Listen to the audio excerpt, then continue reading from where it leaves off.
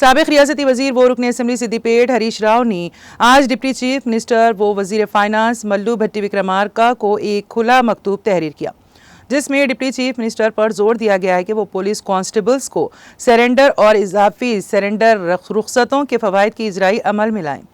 انہوں نے بتایا ہے کہ کاماریڈی، نظام آباد، میدک، سنگاریڈی اور سدیپیٹ اضلاع میں تقریباً 6000 کانسٹیبلز گزشتہ 8 ماہ سے اپنے رخصتوں کے فوائد کے منتظر ہیں۔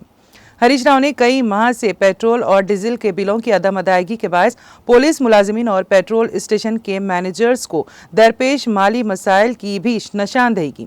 انہوں نے کانسٹیبلز کی خدمات اور حوصلے پر بڑھنے والے اثرات پر تشویش کا اظہار کرتے ہوئے محکمہ میں امتیازی سلوک پر استفسار کیا۔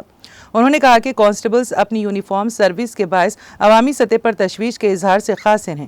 انہوں نے ڈپٹی چیف منسٹر ملو بھٹی وکرمارکا سے مطالبہ کیا کہ وہ فی الفور کارروائی کریں اور زیر التواء بقایا جات کی اجرائی کے ذریعے مسئلے کی یکسوئی عمل میں لائیں۔